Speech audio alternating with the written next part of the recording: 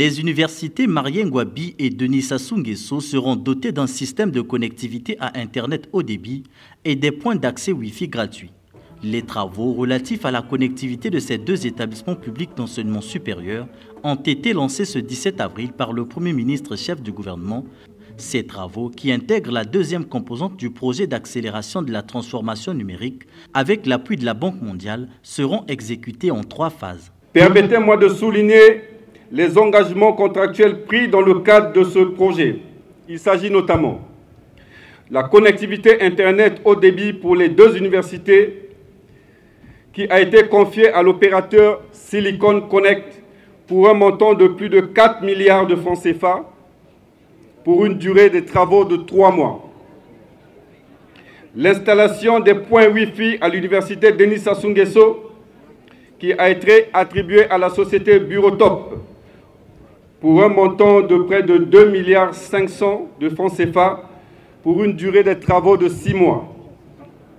Enfin, l'installation des points Wi-Fi à l'université Marien Ngouabi qui sera réalisée par le groupement TMI Sotracom pour plus de 4 milliards de francs CFA pour une durée de travaux de 6 mois. Les étudiants bénéficiaires de cette initiative ont déjà hâte de tirer profit des opportunités de ce projet. Avec ce projet, dès que ça va se réaliser, pour nous, ça sera une facilité et on aura plus d'idées à travailler, à faire des recherches pour pouvoir acquérir plus de connaissances. Dans mon domaine, de façon spécifique, dans le domaine de l'architecture, on peut très bien voir comment l'architecture se développe en dehors de notre pays et acquérir plus de connaissances dans la naissance de l'architecture et dans son évolution jusqu'à nos jours. Et la connexion Internet nous est très bénéfique déjà dans ce sens.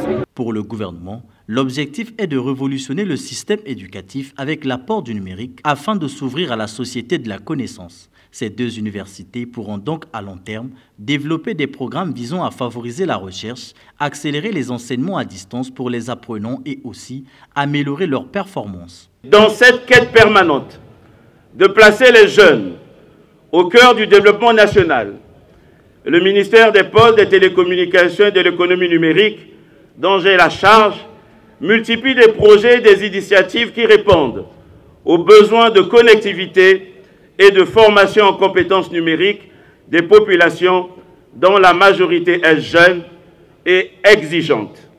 C'est bien évidemment que nos actions menées visent à transformer par l'offre gratuite d'accès étendu à l'Internet haut débit, à l'information, l'éducation et l'innovation, nos universités et écoles ont des centres de savoir et de technologie.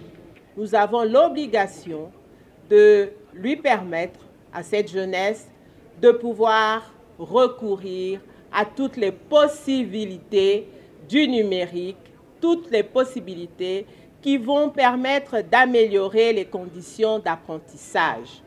En effet, aujourd'hui, grâce au numérique, où que ce soit, l'on est en mesure d'accéder à la connaissance.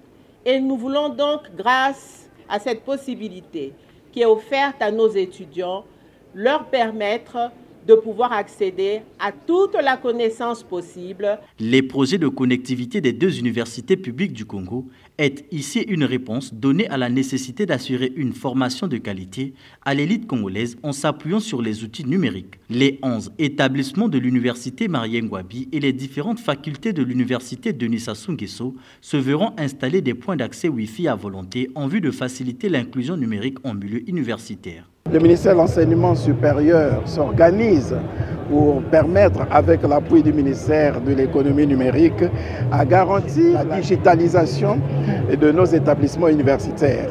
Il faut bien qu'il y ait l'Internet, il faut qu'il y ait le numérique. Et ça garantit aussi l'égalité des chances.